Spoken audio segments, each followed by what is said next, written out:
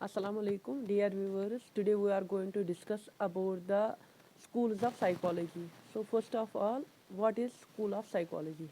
So school of psychology जो है, these are the different perspectives और thoughts of different psychologists जिन्होंने अपना नज़रिया बताया किसको लेके कि बिहेवियर क्या होता है, एक मेंटल प्रोसेस क्या होता है। तो हर किसी साइकोलॉजिस्ट ने अपने अपने जो है नज़रिए से इस ब्रेन को समझा, बिहेवियर को समझा और उसके अकॉर्डिंगली उन्होंने अपना जो है थॉट दिया और उस थॉट को जो उस थॉट के साथ मुत्तफिक हुए, एक्सेप्ट किया, तो वो एक ग्रुप बना और उसको बोला गया स्कूल ऑफ साइकोलॉजी।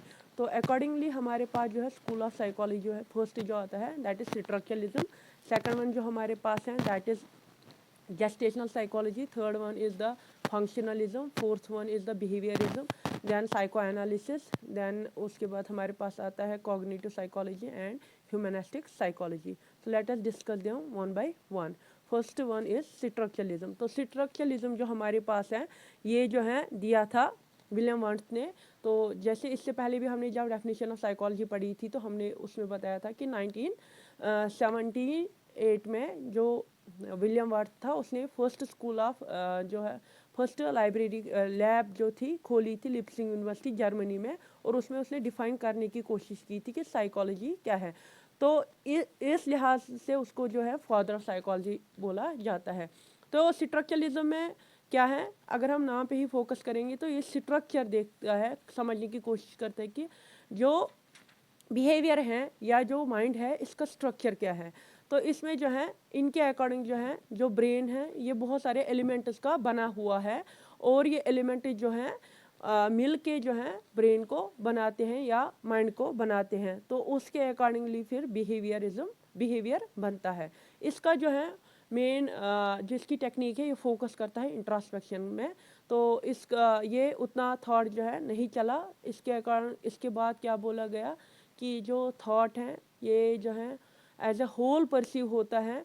तो एक इंसान का माइंड जो है पार्ट्स में नहीं है, एलिमेंट्स में नहीं है, बट इंसान जो है वो परसीव करता है एज अ होल। तो वो ओवरकम करने के लिए जो है जस्टाल्ट साइकोलॉजी या स्कूल ऑफ थॉट आया। और जस्टाल्ट स्कूल ऑफ थॉट जो है इसके अकॉर्डिंग जो है एक इंसान जो है वो परसीव करता है as a whole, not in the parts. जैसे कि एक मकान है, बहुत सारी ब्रिक्स का बना हुआ है, लेकिन हम मकान के ब्रिक्स को नहीं देखते, जब हम देखते हैं तो हम एक मकान को देखते हैं। तो अकॉर्डिंग सिमिलरली एक जो माइंड है इसमें क्या होता है कि आप जो एलिमेंट्स नहीं देख रहे हैं, आप जब परसीव कर रहे हो आप होल परसीव करते हो। तो इसकी जो है ज़्यादातर प्रैक्टिकल जो है एविडेंसेस कम है या इसको मेजर आप नहीं कर सकते हो। तो इसका भी जो वर्क ये इसका डिसएडवांटेज है, तो ये डिसएडवांटेज ओवरकम किया फंक्शनलिज्म ने। तो फंक्शनलिज्म जो है ये स्कूल ऑफ थॉट है जो जो दिया है किसने, विलियम जेम्स ने। तो ये किस पे फोकस करता है, ये फोकस करता है कि इंसान के जो माइंड है उसके फंक्शंस, उन फंक्शंस का जो ओवरऑल फोकस है कि एक इंसान की अडेप्टेबिलिटी एनवायरनमेंट के साथ, उसके पर्पसेस पे ये फोकस करता है। लाइक इंसान की मेमोरी, उसकी परसेप्शन, उसका जो है बाकी कॉग्निटिव फंक्शन जो है वो इस पे ओवरऑल माइंड के फंक्शंस पे फोकस करता है। That is why it is known as functionalism. Again इसकी जो है it is having the problem कि इसका जो है एप्लीकेबिलिटी जो है रिसर्च में बहुत कम है, क्योंकि इसको आप डायरेक्टली फिर से मेजर नहीं कर सकते। देन मूविंग जो नेक्स्ट है दैट इज़ बिहेवियरिज्म। बिहेवियरिज्म जो है ये दिया था जे.बी. वाटसन ने। तो जे.बी. वाटसन जो है फादर ऑफ बिहेवियरिज्म भी कहे जाते हैं। तो इन्होंने क्या बोला, इन्हें एक फेमस कोट है इनका कि आप मुझे बच्चे दे दो, वो आप उनको फिर डॉक्टर बनाना चाहते हो, टीचर बनाना चाहते हो, चोर बनाना चाहते हो, मैं सब कुछ बना सकता हूँ। तो इसका जो ओवरऑल है कि ये बोलता है कि एक इंसान का बिहेवियर जो है वो इंसान के डायरेक्टली इन्फ्लुएंस होता है एनवायरनमेंट से। अगर आप उसको एनवायरनमेंट अच्छा दोगे तो इंसान का जो है माइंड भी अच्छा बनेगा, और अगर आप उसको जो है एनवायरनमेंट ठीक नहीं दोगे तो उसका माइंड भी ठीक नहीं रहेगा और अकॉर्डिंगली वो बिहेव भी ठीक से नहीं करेगा। सो बिहेवियरिज्म का अगर हमें मेन देखना है फोकस इसका है कि environment directly influences the behaviour of an individual. तो सीबीटी जो टेक्निक है हमारे साइकेट्री में वो इसी पे बेस्ड है, या बिहेवियर जो टेक्निक या थेरेपी है वो इसी पे बेस्ड है।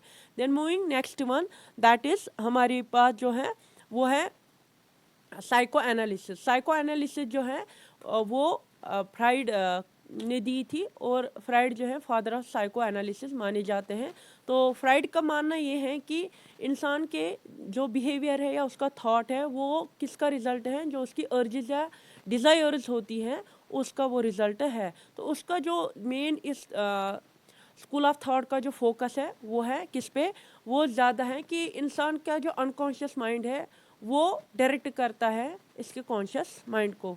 तो इसी बेसिस पे जो है साइको एनालिसिस में जो है ईड, ईगो एंड सुपर ईगो जो अर्जिस बेसिस पे जो है डिफाइन किया गया है, एंड पर्सनैलिटी को जो है अकॉर्डिंगली डिफाइन किए गए हैं बहुत सारे स्टेजेस में। एंड हमारे पास जो है साइको एनालिसिस के ही थ्रू हमें जो है माइंड की फंक्शनस 3 लेवल्स पे ऑपरेट होती है, जो कॉन्शियस, सबकॉन्शियस एंड अनकॉन्शियसनेस।